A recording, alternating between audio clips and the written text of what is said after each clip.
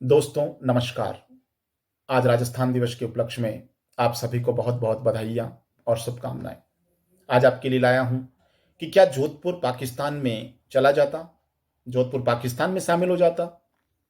हाँ, जब भी राजस्थान के एकीकरण की बात आती है, ज़हन में पहला प्रश्न यही आता है कि वास्तव में क्या ये सच है कि जोधपुर पाकिस्तान में मिलना चाहता था? और इस हेतु जोधपुर नरेश हनवंत सिंह जिन्ना से मिल भी चुके थे। वास्तव में समस्या का जो मूल छिपा हुआ था वो भारतीय स्वतंत्रता अधिनियम की धारा 8 में था, जिसमें स्पष्ट कहा गया था कि वो रियासतें जिसकी जनसंख्या 10 लाख और वार्षिक आय 1 करोड़ से अधिक हो वो अपना स्वतंत्र अस्तित्व बना सकती हैं। स्वेच्छा से वो भारत अथवा पाकिस्तान में मिल सकती हैं। ये मानदंड जोधपुर रियासत पूरा कर रही थी। जोधपुर जैसी रियासत ने आजादी के मात्र 4 दिन पहले 11 अगस्त 1947 को भारत में विलय किया था या भारतीय संघ में उसका विलय हुआ था। जोधपुर नरेश हनवंत सिंह अपनी राजनीतिक महत्वाकांक्षा के चलते पाकिस्तान में मिलना चाहती थी। कई इतिहासकार ऐसा मानते हैं कि हनवंत सिंह एक मजे हुए राजनीतिज्ञ थे। वो जोधपुर के लिए विशेष दर्जा चाहते थे, इसीलिए वो केवल भारत पर दबाव बनाने के लिए पाकिस्तान में मिलने की बात कह रहे थे। जबकि हनवंत सिंह के जो पिता थे उम्मेद सिंह, वो पहले ही भारत में मिलने का निर्णय कर चुके थे, लेकिन दुर्भाग्य से जून 1947 में उनकी मृत्यु हो गई। उस समय बीकानेर और जैसलमेर रियासत भोपाल नवाब के संपर्क में थी और नवाब के सलाहकार जफर उल्ला खां ने हनवंत सिंह की मुलाकात पाकिस्तान में शामिल होने की बात कही और उनकी मुलाकात जिन्ना से कराने की बात कही। उसी दिन जफर उल्ला खां ने जिन्ना से उनकी मुलाकात करने और पाकिस्तान में शामिल होने की बात कही और कहा कि जिन्ना आपकी सारी बात मान लेंगे। उसी दिन इंपीरियल होटल में पटेल के विश्वस्त वीपी मेनन हनवंत सिंह से मिले, जिन्हें पहले से ही ये पता था कि जैसलमेर के महाराज कुमार और हनवंत सिंह पहले से ही जिन्ना से मिल चुके हैं। पत्रकार लैरी कॉलिंस व डोमिनिक लेपियर ने अपनी पुस्तक फ्रीडम एट मिडनाइट के पेज नंबर 171 और 172 में पूरे घटनाक्रम के बारे में लिखा है।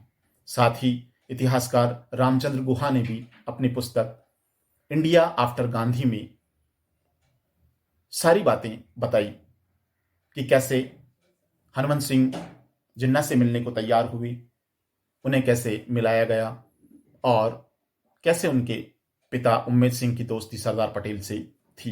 ये सारा का सारा घटनाक्रम उस पुस्तक में हूबहू दिया गया है। बहुत कश्मकश और जद्दोजहद के बाद हनवंत सिंह इस बात पर शर्त पर तैयार हो गए कि जो सुविधा जिन्ना उन्हें दे रहे थे वो सारी की सारी सुविधा भारत सरकार भी उन्हें देगी, जैसे हथियारों की निर्बाध आपूर्ति, सेना का सुदृढ़ीकरण, कराची बंदरगाह से व्यापार के लिए विशेष सुविधा, अकाल पीड़ित जनता के लिए अनाज और कच्छ तक रेलवे लाइन की बात कही। और भी कई सुविधाएं थी। इससे पूर्व 6 अगस्त 1947 को 10 औरंगजेब रोड नई दिल्ली में जिन्ना से जब उनकी मुलाकात हुई तो जिन्ना ने हनवंत सिंह को पंजाब मारवाड़ सूबे का प्रमुख बनाने, जोधपुर की थार से के रास्ते लाहौर तक रेलवे लाइन, जिससे कि सिंध और थार के बीच व्यापार होता था, जिन्ना ने उस रेलवे लाइन पर आजीवन मारवाड़ नरेश का अधिकार की बात कही। कराची बंदरगाह की विशेष उपयोग की बात भी कही। जब जिन्ना और हनवंत सिंह के बीच बातचीत चल रही थी तब जिन्ना ने जैसलमेर नरेश को भी अपनी रियासत पाकिस्तान में मिलने की बात कही।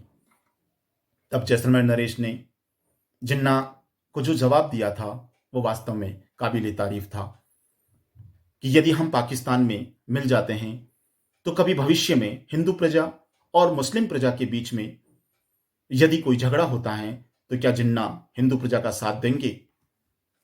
जिन्ना के पास इस बात का कोई जवाब नहीं था। हनवंत सिंह ने समय मांगा और वो जोधपुर चले गए।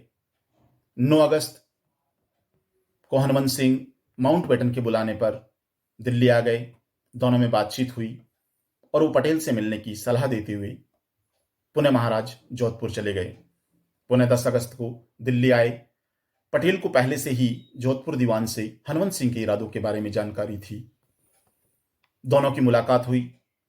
पटेल ने कहा, सुना है आप जिन्ना से मिले हो। हनवंत सिंह ने कहा, आपने ठीक सुना है। पटेल ने कहा, आप अलग हो कि स्वतंत्र रहना चाहते हो तो ठीक है, लेकिन आपके फैसले से अगर जोधपुर की जनता और जोधपुर वासियों ने कभी बगावत कर दी तो भारत सरकार से किसी भी तरह की कोई उम्मीद मत रखना। हनवंत सिंह ने कहा, जिन्ना उन्हें काफी रियायतें दे रहा है। पटेल ने कहा, वो सारी रियायतें हम भी दे सकते हैं। हनवंत सिंह ने कहा, जोधपुर से कराची रेलवे लाइन का काम नहीं हुआ तो हमारा सारा व्यापार ठप हो जाएगा। पटेल ने कहा, हम जोधपुर को कच्छ के बंदरगाह से जोड़ देंगे जिससे आपके व्यापार पर कोई असर नहीं पड़ेगा। देखो हनवंत, तुम्हारे पिता उम्मेद सिंह जी मेरे दोस्त थे और उन्होंने तुम्हें हमारी देखरेख में छोड़ा है, इसीलिए समझ लो अगर तुम रास्ते पर नहीं आते हो तो मैं तुम्हें अनुशासन में लाने के लिए पिता की भूमिका में मुझे आना पड़ेगा। हनवंत सिंह ने कहा, आपको ऐसा करने की जरूरत नहीं पड़ेगी। मैं माउंटबेटन के पास जाकर इंस्ट्रूमेंट ऑफ एक्सेशन पर साइन कर दूंगा। 11 अगस्त 1947 सुबह 10 बजे हनवंत सिंह वायसराय हाउस पहुंचे, जहां सरदार पटेल के सचिव वीपी मेनन भी वहां मौजूद थे। यहां दिल दहला देने वाला वाकया हुआ। गुस्से में आकर महाराजा ने अपनी पिस्तौल निकाली और वीपी मेनन पर तान दी और कहा, मुझे किसी की डिक्टेशन पसंद नहीं है। अगर जोधपुर की प्रजा के साथ अन्याय हुआ तो अच्छा नहीं होगा। उसी वक्त वायसराय माउंटबेटन वहां आ जाते हैं और वो कहते हैं, आपसे जो वायदे किए गए वो सारे के सारे पूरे होंगे। आखिरकार 11 अगस्त 1947 को आजादी के ठीक 4 दिन पहले जोधपुर रियासत का भारतीय संघ में विलय हो गया। आखिर जोधपुर नरेश पाकिस्तान में क्यों जाना चाहते थे? प्रोफेसर एसपी व्यास ने कहा कि वीपी मेनन की पुस्तक इंटीग्रेशंस ऑफ इंडियन स्टेट्स हो, चाहे लैरी कॉलिंस और डोमिनिक लेपियर की फ्रीडम एट मिडनाइट, सभी से यही निष्कर्ष निकलता है कि सिर्फ जोधपुर के वर्चस्व को बचाए रखने के लिए हनवंत सिंह ने ऐसा किया था। आज ही के दिन 30 मार्च 1949 को वृहद राजस्थान या संयुक्त राजस्थान में जयपुर, जोधपुर, जैसलमेर और बीकानेर तथा लावा ठिकाने का विलय हुआ था। इसी महत्वपूर्ण दिन को याद रखने के लिए, इसकी इसके महत्व के लिए आज का दिन 30 मार्च राजस्थान दिवस के रूप में मनाया जाता है। एक बार पुनः सभी को राजस्थान दिवस पर बहुत बहुत शुभकामनाएं।